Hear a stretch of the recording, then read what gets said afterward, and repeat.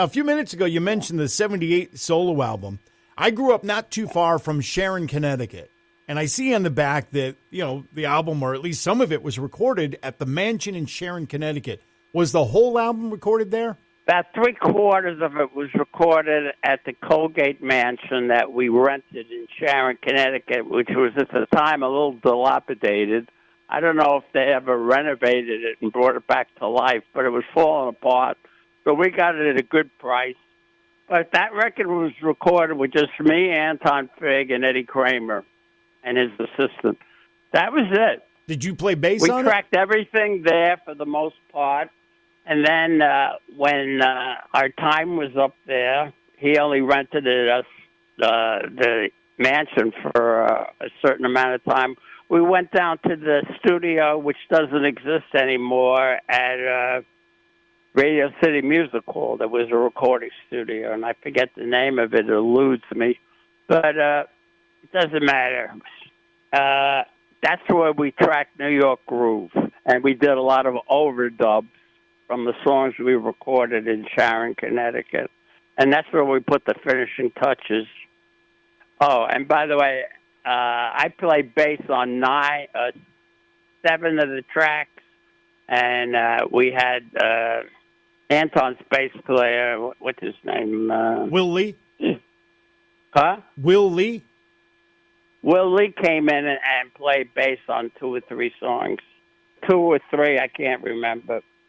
Some beautiful bass work on the songs he performed, And the other songs I just played, simple bass tracks. I followed the rhythm parts and nothing too fancy, I let my guitar playing do the talking and my vocals. Which of the songs from that 78 solo album do you think would have been on something like Rock and Roll Over, but you used it for the solo album? Well, I definitely held back Rip It Out, which I wrote prior to Rock and Roll Over. But when it came time to present songs for Rock and Roll Over, I held it back and didn't give it to the band because I wanted to save it for my solo record. And there were 1 or 2 others, but I can't remember which ones. We're talking with Ace Frehley, the brand new album, 10,000 Volts, out now. You got a bunch of videos that you're able to consume with, I guess, Cherry Medicine will be the next video to be released, correct? Everybody, you can go and hear the chorus right now, if you go on any of the social media platforms. But, the whole song is great. It's real simple. And sometimes, the simplest songs, are the easiest ones for a rock fan to understand. You can dance to it real easy. It's got a great melody, a great chorus with great harmony, good guitar solo. And I'm real happy with it, and I think it's going to be a winner. I think it's going to be, it's going to follow in the footsteps of how well 10,000 Volts did, the single. I can only speak for myself, but I think I echo the thoughts of Ace Frehley fans all over the place. We're thrilled that you're continuing to make new music, put that out, the videos to come out.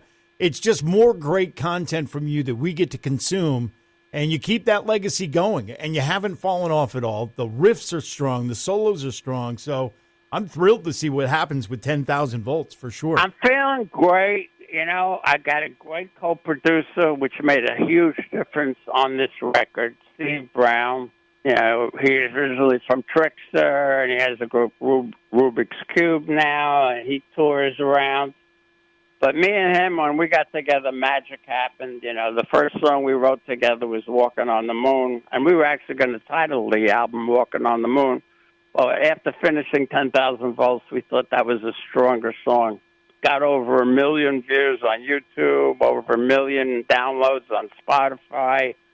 I don't know what it's going to do once the record comes out. That's fantastic. The future's exciting, which is pretty cool, and now you've done the work. It's going to go out there.